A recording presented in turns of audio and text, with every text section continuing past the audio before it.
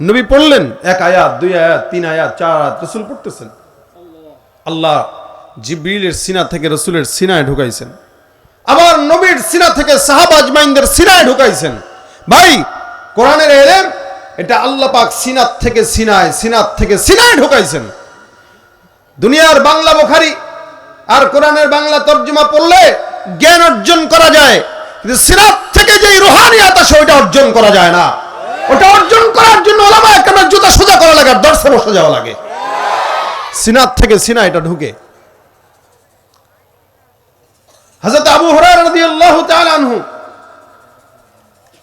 উনি এমন একজন মানুষ ছিলেন যে ইলমের প্রতি নিজেকে কোরবান করে দিয়েছেন, যার কারণে হযরত আবু হুরায়রা রাদিয়াল্লাহু তাআলা আনহু সবচাইতে বেশি বর্ণনাকারী হাদিস যিনি বর্ণনা করেছেন, যেখানে ইলম পাইতেন ওখানে ছুটে যেতেন, যেখানে ইলম পাইতেন ওখানে ছুটে যেতেন।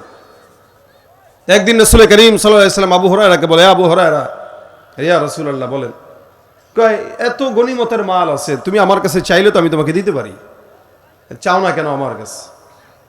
হযরত আবু হুরায়রা বলেন, ইয়া রাসূলুল্লাহ, আমার কাছে গনিমতের মালের চেয়ে আপনার কলবে, আপনার বুকে, আপনার সিনায় আল্লাহ পাক যেই ওহির ইলম দান করেছেন, ওই ইলমের সম্মান আর মর্যাদা আমার কাছে বেশি। সুবহানাল্লাহ, জোরে বলেন সুবহানাল্লাহ। গনিমতের মালের চাইতে ইলমের সম্মান মর্যাদা বেশি। দুনিয়ার মানুষ বোঝে না বলেই তো ইলমকে টাকা দিয়ে বিক্রি করে দেয়। যদি কারো কাছে ইলমের দাম থাকতো, মাথা জিন্দেগিতে নোয়াইতো না, মরণ বরণ করতো, কিন্তু ইলম মানুষের কাছে বিক্রি করতো না, মাথাকে মানুষের কাছে বিক্রি করতো না। এই জন্য বর্তমান সময়ের মানুষের কাছে আমার আবেদন, শিক্ষা অর্জন করা উচিত। এক হাদি ইন্তেকাল করে আমাদেরকে দেখিয়েছে, সেও শিক্ষিত, আর আমার দেশের অন্যান্য নেতা কর্মীরাও শিক্ষিত। কেউ টাকার বিনিময়ে তাদের মাথার ইলম বিক্রি করে দেয়, আর কেউ জান আর মালকে আল্লাহর জান্নাতের বিনিময়ে খরিদ করে ফেলে। যারা বলেন ঠিক কিনা? আসবে বিজয়, রক্ত আর জীবনের বিনিময়, ঠিক কিনা?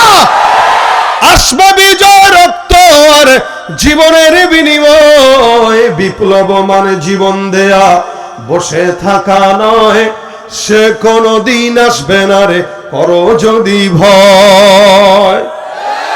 আমার সঙ্গে, সে কোনদিন আসবে না রে, সে কোনদিন আসবে না রে, করো যদি।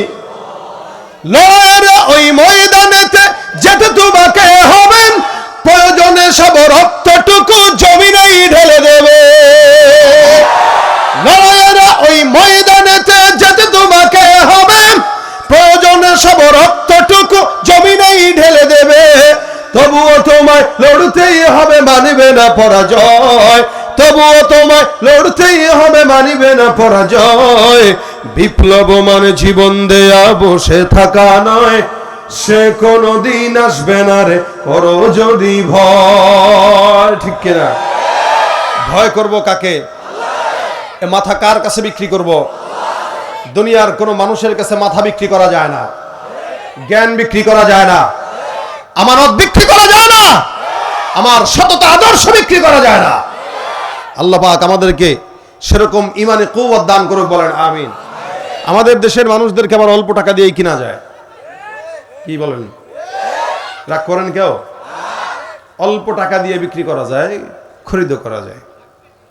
আপনাদের এই দেশে গরু ছাগল বিক্রি হয় না? একটা ছাগলের দাম কত হইতে পারে?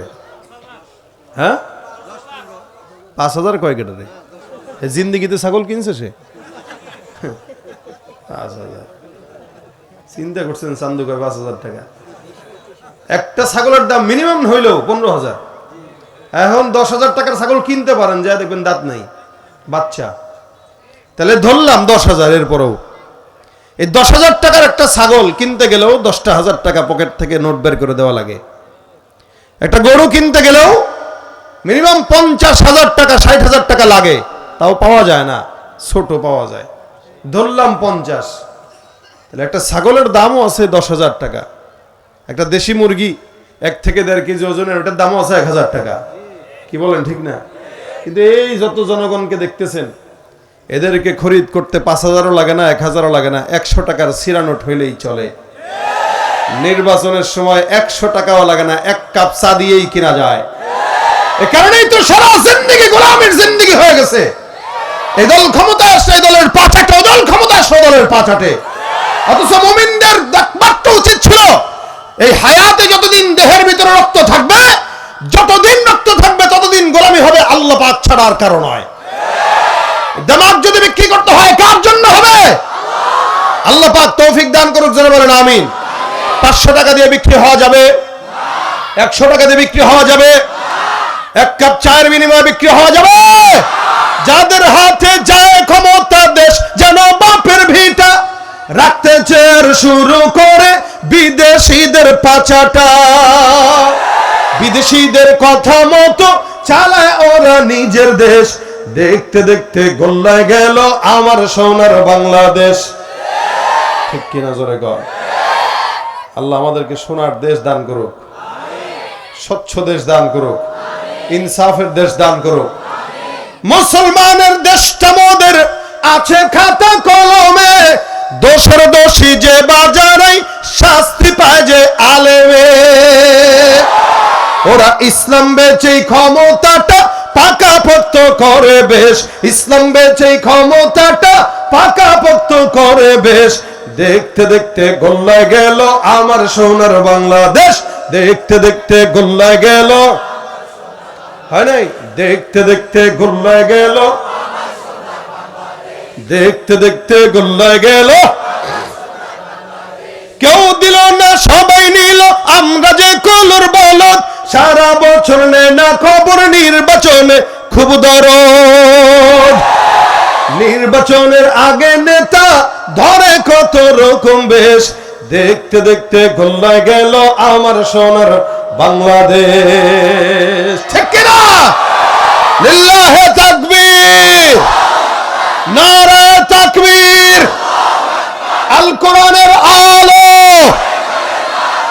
আল্লাহ পাক কবুল করুক, আমিন। ভাইরা আমার, মানুষের কাছে বিক্রি হওয়া যাবে? মাথা বিক্রি করা যাবে? ইলম বিক্রি করা যাবে? বুদ্ধিজীবীরা বুদ্ধি বিক্রি করে হাজার হাজার কোটি কোটি টাকা দিয়া। দুনিয়ার সব বুদ্ধি তার মাথায় ঢুকলেও কোরআনের বুদ্ধি ঢুকে না। হলো বুদ্ধি প্রতিবন্ধী। কথা বলেন ঠিক কিনা? বুদ্ধি প্রতিবন্ধী। খালি হাত পা লুলা হইলেই প্রতিবন্ধী না। কিছু মানুষ আছে বুদ্ধি প্রতিবন্ধীও আছে, কিছু মানুষ সুস্থ থাকার পরেও প্রতিবন্ধী আছে। কেমন? ও চোখ দিয়ে সব দেখে, আল্লাহর কোরআন দেখে না, তার মানে ওর চোখ নষ্ট, প্রতিবন্ধী। যার দিমাগ দিয়ে সব ঢুকে, আল্লাহর কোরআন ঢুকে না, ও প্রতিবন্ধী। ওই যে আপনাকে এই আশেপাশে কিছু কিছু বাউল আছে সারা বাংলাদেশের, আল্লাহর কথা রাগা মাথা বুঝে না, প্রতিবন্ধী। কি কথা বলেন? কি ওই দিমাগের ভিতরে গাঁজা থাকলে কেমনে আল্লাহর কোরআন ঢুকবে? গাঁজা খাইতে খাইতে খাইতে খাইতে দুনিয়া উল্টাই দিছে পুরা। বাংলাদেশের গাঁজার ব্যবসা এদের জন্যই হয়। আবার কয় গাঁজা তো বানাইছেন আল্লাহ, আমার খাইলে দোষ কি? গরুর লেদা বানাইছে কে? ছাগলের লেদা বানাইছে কে? ওরে ইচ্ছা মতো প্লেটের পরে প্লেট দিয়ে কবেন দোস্ত খাবি, বানাইছেন তো আল্লাহ, তুই খাবি। কথা ঠিক কিনা জোরে কর। আহাম্মকের দল, বুদ্ধি প্রতিবন্ধী। যেই দেমাগে পরিচ্ছন্নতা থাকে না, যেই কলবে গাঁজা থাকে, আর যেই কলবে নারী আর মদ থাকে, ওই কলবে আল্লাহর কোরআন ঢুকে না। দেখেন, এই জন্য দুনিয়াবী শিক্ষা অর্জনের জন্য শর্ত আছে, শর্ত নাই। দ্বীনি শিক্ষার জন্য শর্ত আছে। বুঝেন খুব, যে ইঞ্জিনিয়ার হয় 30, 35, 40 বছর বয়স হইলে ইঞ্জিনিয়ার হয়।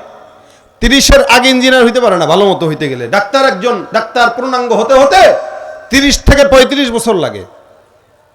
এই ডাক্তার হইতে যে এসে দেখবেন একবার এখানে একবার ওখানে কত ডার্লিং পাল্টায়। কি পাল্টায় না? কত গুনাহ করে না? এরপরেও কি তার ডাক্তারি হইতে কোনো বাধা হয়? মানে বুঝাইতে চাইলাম, সে হাজারো গুনাহ করলে, অন্যায় করলেও সে ডাক্তার হইতে পারে। হাজারো অন্যায় করার পরেও সে ইঞ্জিনিয়ার হইতে পারে। কেন? ইঞ্জিনিয়ার আর ডাক্তার হওয়ার জন্য পরিচ্ছন্ন কলব থাকার কোনো প্রয়োজন নাই, কিন্তু কোরআনের হাফেজ হওয়ার জন্য পরিচ্ছন্ন কলবের প্রয়োজন।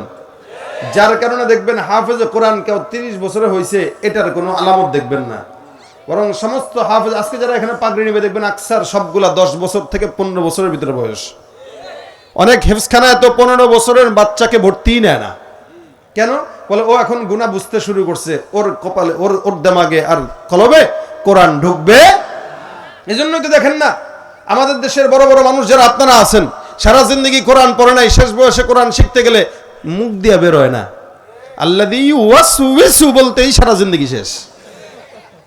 কত বড় বড় লিডার দেখলাম, এমপি মন্ত্রী দেখলাম, স্টেজে উঠা আউযু বিল্লাহি মিনাশ শাইতানির রাজিম বিসমিল্লাহির রহমানির রহিম আছে কিনা? নাই। সব মুখে আসে, কোরআন মুখে ঢুকে না। কেন? নফস অপবিত্র, যার কারণে মুখ দিয়া বের হয় না। সালামটাও দিতে পারে, আসসালামু আলাইকুম, কি রে আসসালামু আলাইকুম। আল্লাহ কয় তোর কলব নষ্ট, এই কারণে তুই সালামও দিতে পারস না। দ্বীনের জন্য পরিচ্ছন্ন হৃদয় শর্ত। পরিচ্ছন্ন একটা কলব যদি থাকে, আল্লাহ পাক তার সিনায় তত কোরআনের নূর দান করে দেয়। সুবহানাল্লাহ। সিনাত থেকে সিনায় আসে। আবু হুরায়রা বলেন, নবী করিম সাল্লাল্লাহু আলাইহি ওয়াসাল্লাম আমাকে বললেন, এ আবু হুরায়রা, তোমাকে আমি গনিমতের মাল দিতে চাই, তুমি নিবা কিনা? আবু হুরায়রা রাদিয়াল্লাহু তাআলা আনহু বলেন, ইয়া রাসূলুল্লাহ, আমার কাছে গনিমতের মালের চাইতে আপনি নবীর কাছে যেই ওহির ইলম আছে, এই ওহির ইলমের দাম আমার কাছে বেশি। পয়গম্বর, আপনার কাছে আমার অনুরোধ, আপনার কলবের থেকে ওহির কিছু ইলম পারলে আমি আবু হুরায়রার সিনার মধ্যে দিয়ে দেন। সুবহানাল্লাহ। হুজুর, আমার টাকা পয়সা দরকার না, আমার ইলম দেন, আমার জ্ঞান দেন, জ্ঞান। নবী সাল্লাল্লাহু আলাইহি সাল্লাম, আবু হুরায়রা বলেন, আল্লাহর নবী আমাকে বললেন বসার জন্য। আমি বসলাম, আল্লাহর নবীও বসলেন। মাঝখানে একটা খালি জায়গা, এক পাশে আমি, এক পাশে মুহাম্মদুর রাসূলুল্লাহ সাল্লাল্লাহু আলাইহি ওয়াসাল্লাম। মাঝখানে আল্লাহর নবী আমারে ডাক দিয়া বলেন, হে আবু হুরায়রা, সুন্দর করে এই জায়গাটা একটু চাদর বিছায় দাও, তোমার গায়ে যে চাদর আছে। আল্লাহর নবী সাল্লাল্লাহু আলাইহি ওয়াসাল্লামের কথা অনুযায়ী, আল্লাহ পাক রব্বুল আলামিনের হাবিবের কথা অনুযায়ী আমি সুন্দর করে মাঝখানে আমার চাদর বসায় দিলাম।